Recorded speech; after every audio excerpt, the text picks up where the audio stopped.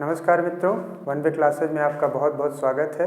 कैसे हैं आप लोग? आशा करता हूं पढ़ाई आपकी अच्छे से चल रही होगी। इतिहास का जो टॉपिक शुरू किया गया है, प्राचीन इतिहास जानने के स्रोत से, उसमें हमने पिछली कक्षा में जैसे अभिलेख पे बात की, उसमें मैंने 3-4 अभिलेख आपको बताया जो काफ़ी महत्वपूर्ण अभिलेख थे और उनसे लगातार परीक्षाओं में प्रश्न आते रहे हैं। उसी क्रम में अभिलेख के बाद अगर हम पुरातत्व की दृष्टि से देखें तो दूसरा जो सबसे महत्वपूर्ण तत्व हमारे सामने आता है वो मुद्रा के रूप में आता है। मुद्रा जो है, पुरातत्व के माध्यम से मुद्रा के द्वारा हम इतिहास, किसी भी चीज़ का इतिहास हम आसानी से जान सकते हैं। उस समय का आर्थिक इतिहास कैसा था, उस समय का जो है उनका सीमा विस्तार कैसा था, जहाँ जहाँ से मुद्रा उनकी प्राप्त होती है हम ये मानते हैं कि वहाँ तक उनका साम्राज्य विस्तार था। तो इसी क्रम में हम देखते हैं कि मुद्रा का अध्ययन कहलाता है उसको न्यूमेरिस्मेटिक कहा जाता है। ये एग्जाम में पूछा जाता है कि पुरातत्व के रूप में मुद्रा का जो अध्ययन है उसको जो है हम किस नाम से जानते हैं, तो न्यूमेरिस्मेटिक्स या मुद्रा शास्त्र, इसको हिंदी में मुद्रा शास्त्र भी कहा जाता है। ठीक है। ये सिक्के जो है, जैसा कि मैंने आपको बताया कि आर्थिक स्थिति का द्योतक होते हैं कि जो कौन सा काल कितना संपन्न है, ये उस काल से प्राप्त सिक्कों से प्राप्त किया जा सकता है। तो देखते हैं हम इतिहास में जब जाते हैं तब मौर्योत्तर काल जो हमारा समय है प्राचीन इतिहास का, उस समय हमको सबसे ज़्यादा सिक्के प्राप्त होते हैं। और मौर्योत्तर काल के बाद से 1050 ईस्वी तक का जो समय है उस समय सिक्के गायब हो जाते हैं, उस समय हमको सिक्के नहीं प्राप्त होते हैं। ठीक है।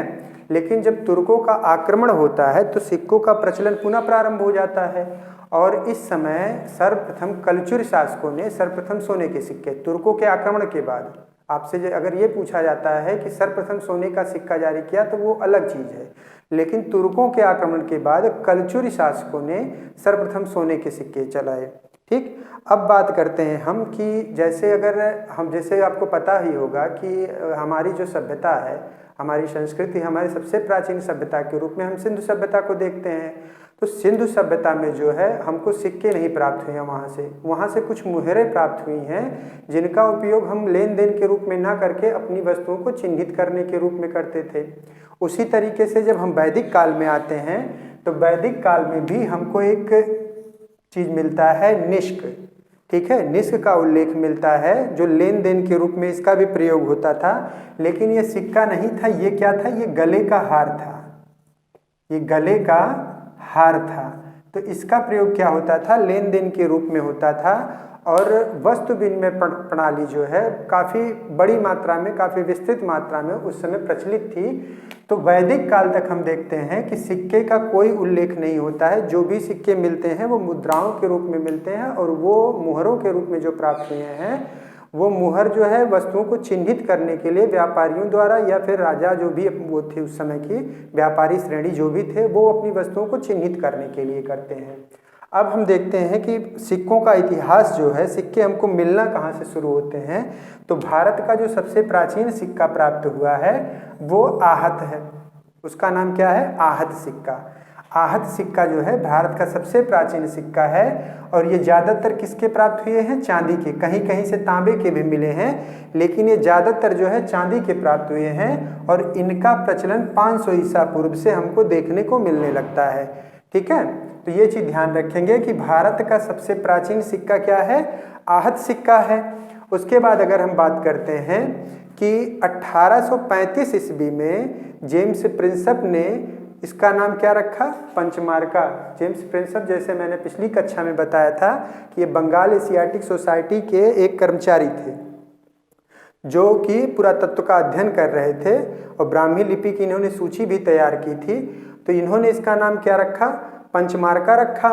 और इसका ढेर जो है, जो आहत सिक्का का ढेर है, वो पूर्वी उत्तर प्रदेश और मगध से प्राप्त होता है।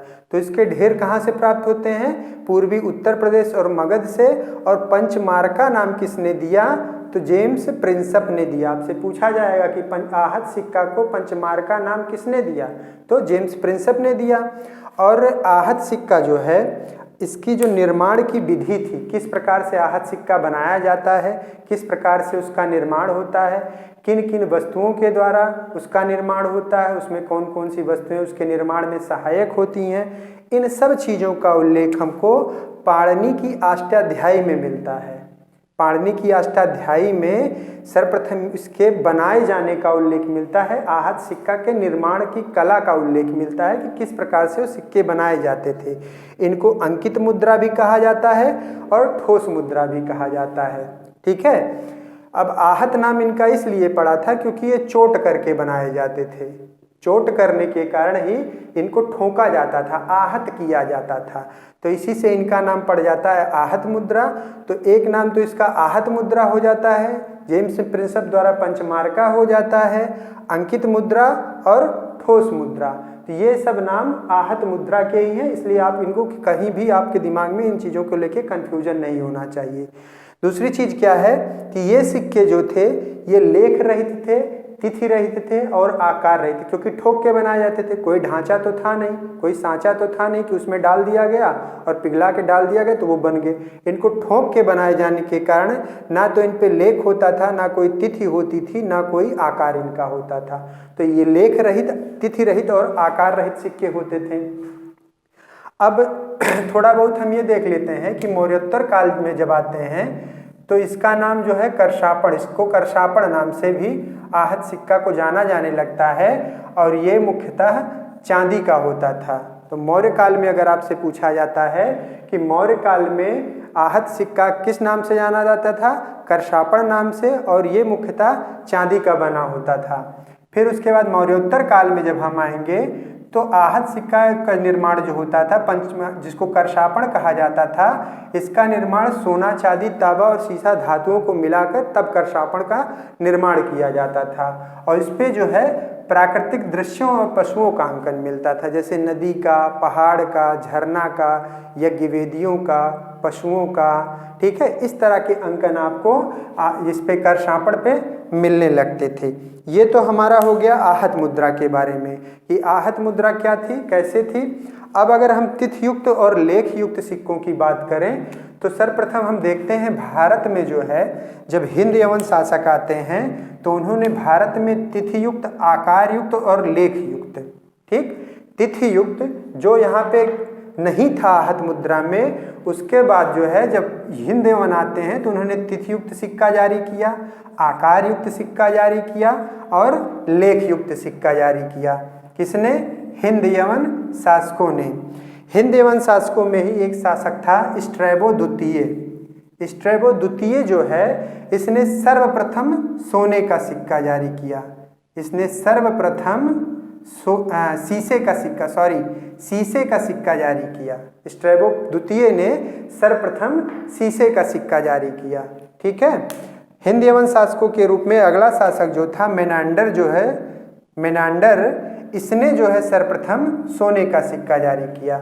स्ट्रैबो द्वितीय ने सर्वप्रथम शीशे का सिक्का जारी किया और मेनांडर ने जो है सर्वप्रथम सोने का सिक्का जारी किया। दोनों में याद रखिएगा, मेनांडर ने सोने का और स्ट्रैबो ने शीशे का।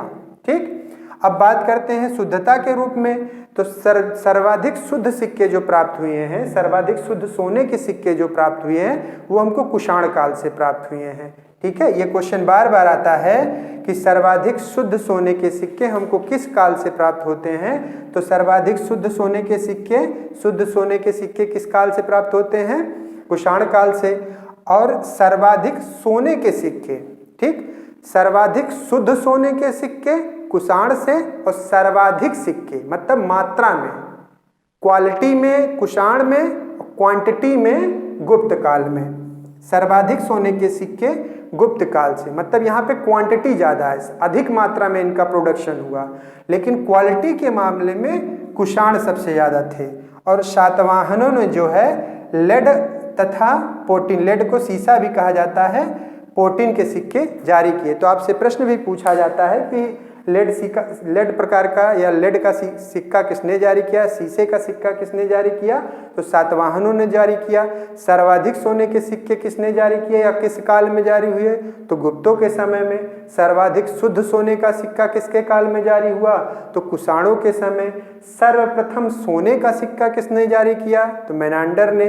सर्वप्रथम शीशे का सिक्का किसने जारी किया, तो स्ट्रैबो द्वितीय ने। इस तरह से देखते रहिएगा, सारा नोट्स बना लीजिएगा, सारी चीज़ें देख लीजिएगा। यहाँ से प्रश्न हर एग्जाम में आते रहते हैं, चाहे वनडे एग्जाम हो या पीसीएस का एग्जाम हो, किसी भी स्तर का एग्जाम हो, यहाँ से प्रश्न अक्सर आपसे पूछे जाते रहे हैं। इसलिए जो है इनको अच्छे से नोट्स बनाइए और जो अभिलेख पढ़ाया गया था पिछली कक्षा में उससे और इसको अपना क्रम से नोट्स बनाते रहिए और चीज़ों को अभी से ही थोड़ा थोड़ा करके तैयार करते रहिए। आप जो है इस तरह से अगर तैयारी करते रहेंगे तो आप एक अच्छी तैयारी में अपने आप को आगे बढ़ाते रहेंगे और निश्चित रूप से किसी भी परीक्षा में आप सफल होंगे। धन्यवाद।